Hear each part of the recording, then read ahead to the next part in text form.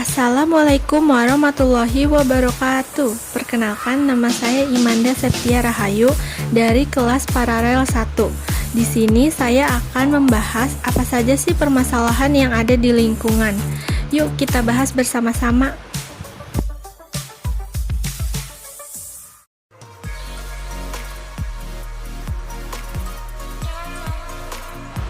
Pencemaran hutan merupakan proses perusakan hutan atau menyebabkan hutan menjadi kotor dan tidak berproduktif lagi.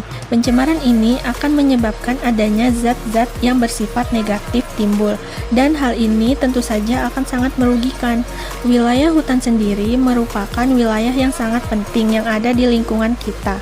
Hutan bagai dewa yang mempunyai banyak sekali manfaat, tidak hanya bagi makhluk hidup di bumi, namun juga bagi bumi itu sendiri.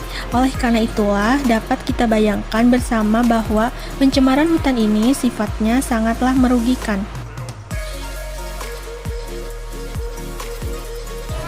Yang pertama, penebangan hutan secara liar. Yang kedua, kebakaran hutan. Yang ketiga, perambanan hutan.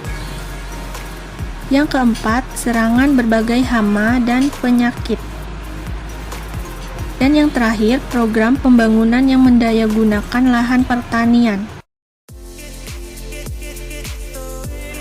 Yang pertama, dampak terhadap lingkungan, yaitu punahnya berbagai spesies makhluk hidup, suhu lingkungan menjadi meningkat, terjadinya erosi tanah, terjadinya banjir, dan kualitas udara menjadi menurun. Yang kedua, dampak terhadap kesehatan, yaitu masalah pernafasan dan penyakit kulit, dan lain sebagainya.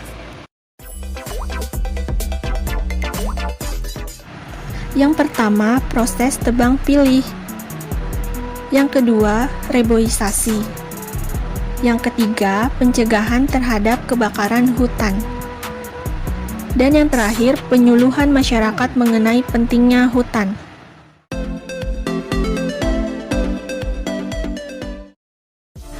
Udara adalah campuran gas yang terdapat di permukaan bumi dan mengelilingi bumi. Udara tersusun dari campuran dari banyak gas, antara lain nitrogen 78%, oksigen 20%, argon 0,93%, dan karbon dioksida 0,30%. Kemudian sisanya adalah dalam bentuk gas-gas lain. Menurut Chambers, pencemaran udara yaitu bertambahnya bahan atau substrat fisik atau kimia ke dalam lingkungan udara normal dalam jumlah tertentu sehingga dapat dideteksi oleh manusia atau yang dapat dihitung dan diukur, serta dapat memberikan efek pada manusia dan binatang.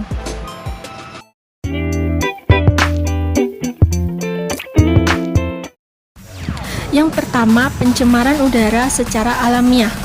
Misalnya, akibat letusan gunung berapi, bisa juga berupa kebakaran hutan, nitrifikasi dan denitrifikasi biologi. Dan yang kedua, pencemaran udara berasal dari manusia. Pencemaran jenis ini misalnya dari transportasi dan emisi pabrik.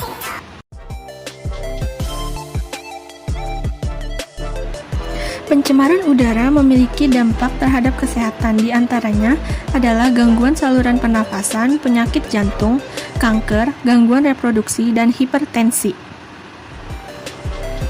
Dampak pencemaran udara dapat terjadi di mana-mana, misalnya di dalam rumah, sekolah, dan kantor.